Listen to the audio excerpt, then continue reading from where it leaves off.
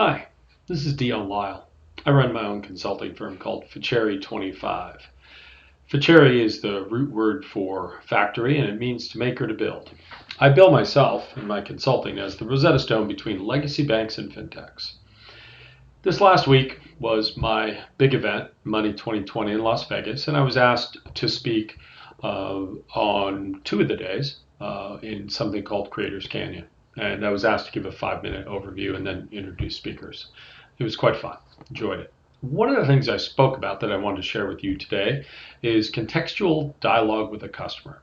And that is to say, how can a bank, if I work with, interact with, engage with their customers in a way that makes sense and is not overbearing, but is also relevant?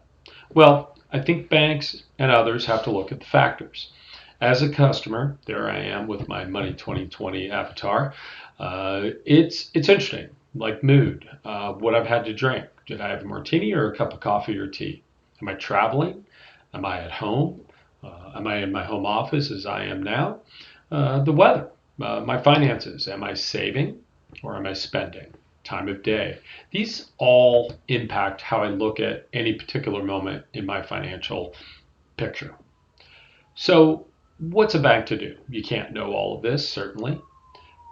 It all matters, it all impacts how I look at finances, but it's not all knowable. So, a bank can't know or control all of that, nor should it. But there are pieces of location or place, finances, life stage that is certainly knowable and important. And I think it's important for the bank to balance all of these against the other priorities and partly common sense and common decency and to not be overbearing. So let's take a look at two extreme examples. Gila Boscovich, who I think the world of recently made a comment that I found interesting, which is not all transactions should be frictionless. She had a really good point. As I started to think through this, I make two examples here. One, it's 2 a.m. I'm at Pubby McPub's, festive mood. I earned good money. I'm 47, married with 2 kids, 12 and 16. I go online in that state of mind and I purchase through Carvana, a mobile car delivery service, a $28,000 Lexus. Well, that's not a great purchase for me, and it's probably going to be a chargeback for the card or bank or whoever financed that. So, not good. There should have been more friction in that transaction. Conversely, 10 a.m., I'm in my office in San Francisco. I'm in a serious mood. I've got a business trip coming up to Europe. I need a new suit. Same factors, income, age, family. Now I decide to go online and purchase an Indochina online suit for $4.99. I've used their service before. They know my size, my measurement. I look at the colors. I decide dark suit. Pretty easy. I don't want a lot of friction, if any at all, on that transaction. And there are extremes on both ends, right? And there are smaller transactions where I just want to click to buy. So what does it mean for a bank to have context with a customer, contextual dialogue with a customer? Well, have a friendly tone, use friendly words, offer savings or deals, absolutely appropriate, use appropriate friction in transactions, correlate data points and make some assumptions, perfectly valid to make those assumptions. But you do have to have the ability to correct the mistaken assumptions. Perfectly valid to use text, phone, email.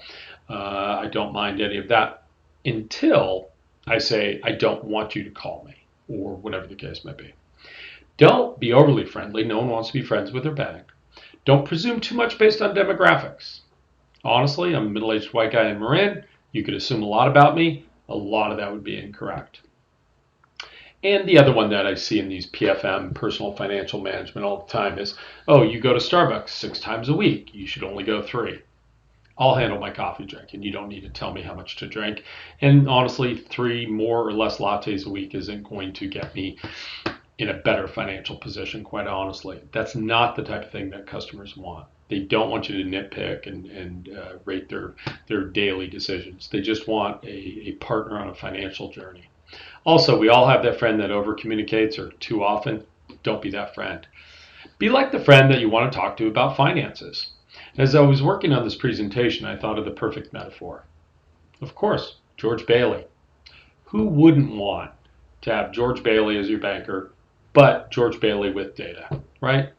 Be human. All the data platforms, tools, blockchains, tech in the world never eliminates the need for customers and hopefully bankers to feel human about our interactions. And so when I said at Money 2020, contextual dialogue with the customer, this is what I was talking about, and this is what I was hoping for. I hope you've enjoyed this short video, and I look forward to doing more of these in the future. I will also look forward to your comments. Please feel free to leave comments, pro or con. We're all human. And let me know what you think. I appreciate your time. Have a great day.